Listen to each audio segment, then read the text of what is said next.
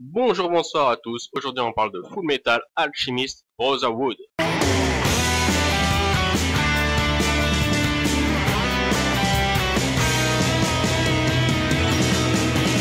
Avant de commencer, je vous préviens, c'est une vidéo qui spoil. Toutes les vidéos de cette chaîne qui soient des critiques, ce sont des vidéos qui spoilent les œuvres à 100%. Donc voilà, vous êtes prévenus, je ne tiens pas à vous spoiler une œuvre aussi géniale. Numéro 1, je parle déjà de la fin de l'animé. Je fais les choses vachement dans l'ordre. Je trouve que la fin, c'est un peu dommage que ce soit une fin ouverte, dans le sens où ça peut sous-entendre à suivre, et au final, on le sait, il n'y a pas de suite. Donc c'est vraiment la fin fermée de l'histoire, il n'y aura pas de suite depuis le temps que l'animé et les mangas sont sortis. C'est dommage que ce soit une fin ouverte alors que ça ne l'est pas, parce que cet univers, je dis l'animé, mais je suppose que ça a été un manga avant d'être un animé, j'en sais rien, j'ai vu que l'animé, il y a beaucoup de potentiel. Je pense que si Full Metal Alchemist, donc je rappelle, j'ai vu que Brotherhood, hein, j'ai pas vu l'autre. Si ce Full Metal Alchemist serait le chapitre 1, moi je vois facilement 5 chapitres avec le nombre de choses que ce monde a à nous proposer. C'est dommage, il y a une petite frustration sur ça, mais ça ne change rien que l'animé est génial évidemment. Point numéro 2 qui est dans la continuité du premier, je trouve que c'est dommage que tout l'arc de l'épisode, de l'animé entier, tout est centré sur la capitale.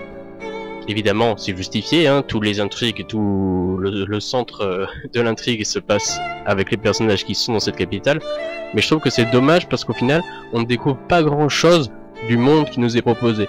Les quelques fois où on voit la carte du monde, putain, on prend du recul sur la capitale, on se dit putain c'est vraiment grand, il y a vraiment plein d'histoires à tous les endroits évidemment, le monde est vivant, si on a un univers minimum cohérent, et c'est dommage parce que on voit un peu l'ancienne ville des Ishtar, donc c'est plus qu'une ruine, mais on voit un peu le nord, etc. C'est vachement intéressant.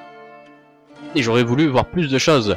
Et c'est pour ça que le fait que ce soit à mon goût qu'un chapitre 1 de l'animé, ça me frustre de pas avoir le chapitre 2 parce que je sens bien que ce monde a beaucoup de choses à nous raconter. Et malheureusement on n'aura pas de suite. Et voilà, c'est pas du négatif en soi sur l'œuvre, c'est plus une frustration. Je pense que je suis pas le seul à l'avoir, mais voilà, il faut que je trouve des points négatifs. Troisième point, le personnage de Grid est trop souvent à mon goût un Deus Ex Machina. Donc si vous ne savez pas ce que c'est un Deus Ex Machina, tout simplement, on va dire que c'est un événement ou un personnage inattendu qui sort un peu de nulle part pour sauver la situation. En gros, hein, je fais une description très vague, très courte de la chose, mais c'est ça. Et je trouve que Grid est vraiment un peu trop souvent utilisé comme ça. Malheureusement je n'ai pas d'exemple parce que j'ai pas vu l'anime depuis longtemps, mais j'utilise mes notes pour, donc je me fais confiance. Si j'avais noté ça, c'est que à mon goût c'était le cas, donc j'aimerais bien savoir votre avis.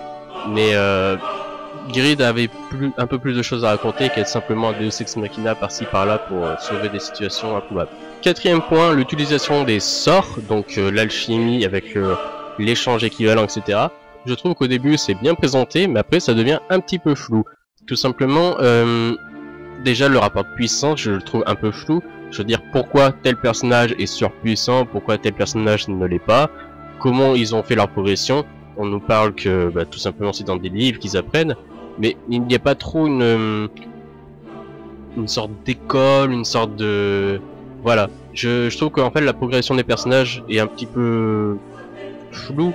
On sait, voilà, celui-là il est puissant, il est surpuissant, c'est tout, il est puissant, on fait avec, on avance avec lui. Mais on n'a pas trop l'explication des rapports de force, je trouve. C'est un peu vague ce que je dis, c'est un peu, j'ai du mal à m'expliquer. J'espère que vous comprendrez l'idée, mais tout simplement, au début on nous explique bien comment ça marche, et au final, regardez les derniers épisodes, on bourrine des sorts comme pas possible, et on se dit un peu d'où ça vient, et il y a quoi comme échange équivalent pour autant de sorts, etc. C'est un petit peu flou, mais au moins ils ont eu l'intelligence d'expliquer au début comment ça marche. Cinquième point, je ne sais plus son nom, le personnage féminin Homunculus, je trouve qu'elle meurt trop vite. Je pense que ce personnage avait pas mal de choses à nous raconter, elle est très classe dans son design, je crois que c'est un personnage qui a des griffes gigantesques si je me souviens bien. Elle est classe, on se dit que c'est quelqu'un de très dangereux, très dangereux. Au final, elle se fait détruire la gueule, je crois, dans la zone de épisode 15, 20, quelque chose comme ça. Donc elle meurt très vite. Je crois qu'il y a environ 60-70 épisodes. On passe un bon moment de l'histoire sans elle, hein. Elle meurt très vite. Et c'est dommage, je trouvais qu'elle avait quelque chose à raconter. Puis en plus, c'est le seul personnage féminin de tous les Homunculus. Je sais pas, ça aurait pu apporter quelque chose au groupe. Vous faites pas des idées dégueulasses, mais voilà, ça aurait été intéressant d'avoir ce personnage plus longtemps. Et mon dernier point en conclusion sur notre petite relation qu'on a avec le personnage principal, je crois que c'est Edward, son nom je sais même plus, et son amie d'enfant, je sais plus comment elle s'appelle, la blonde, et tout simplement, bah, on le sait, c'est évident, et comme mesure, il l'avoue presque qu'il s'aime. Et en fin d'épisode, on n'a pas vraiment de couple qui s'est formé, ils se disent plutôt j'espère qu'on se reverra vite, quelque chose comme ça.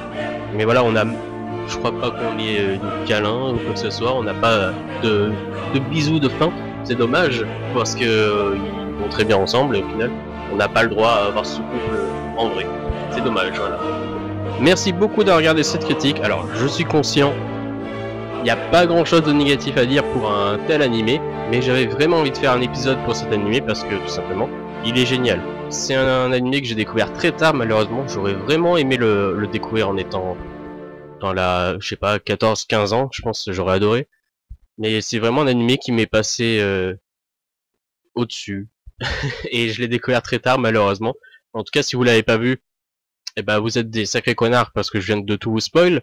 Mais regardez-le, il est génial. Merci beaucoup d'avoir regardé cette vidéo. Je vous invite à commenter, à mettre un like, à vous abonner. Et pourquoi pas à me proposer des idées d'autres œuvres que vous voulez que je commente.